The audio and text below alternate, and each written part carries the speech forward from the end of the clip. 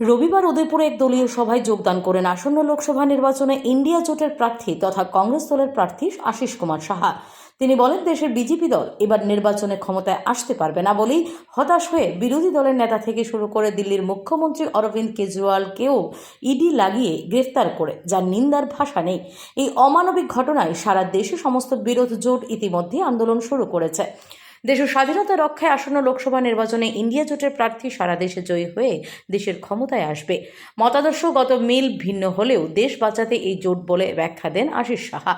দলীয় কর্মীদের ঘরে বসে না থেকে আসন্ন লোকসভা নির্বাচনে পশ্চিম ত্রিপুরা ও পূর্ব ত্রিপুরা কেন্দ্রে ইন্ডিয়া জোটের প্রার্থীদের জয়ী করার জন্য এখন থেকে এলাকায় এলাকায় গিয়ে সমস্ত ভোটারদের বিজেপি দেশ এবং রাজ্যকে কোথায় নিয়ে যাচ্ছে, বেকারের চাকুরি, যুবকদের কর্মসংস্থান, রেগার মজুরি, কর্মচারীদের ডিএ ও রাজ্যের শান্তির পরিবেশ বজায় রাখার জন্য প্রত্যেকের বাড়ি গিয়ে ভোটারদের অবহিত করার জন্য নির্দেশ দেন।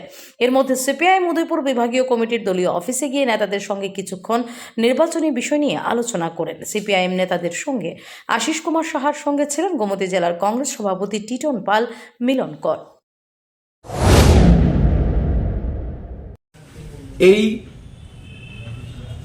দিল্লির সদ্য কেজরিওয়ালের যে ওনাকে গ্রেপ্তার করা এবং ঝাড়খণ্ডের মুখ্যমন্ত্রী ওনাকে বিনা কারণে গ্রেপ্তার করা, ষড়যন্ত্রমূলকভাবে আটকে রাখার তীব্র প্রতিবাদ জানাচ্ছি, নিন্দা জানাচ্ছি এবং এই ধরনের অগণতান্ত্রিক কাজের জন্য আমরা ঘৃণা বর্ষিত করছি।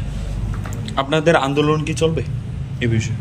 ডেফিনেটলি আমাদের আজকে তো নির্বাচনী লড়াই, এই লড়াইয়ের মাধ্যমেই জনগণকে নিয়ে আমরা আন্দোলনে সামিল হব এবং জনগণের প্রতিবাদটাকেই আমরা সোচ্চার করব।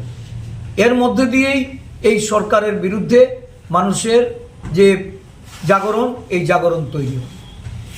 Bureau report, S Bharat live 24 hours.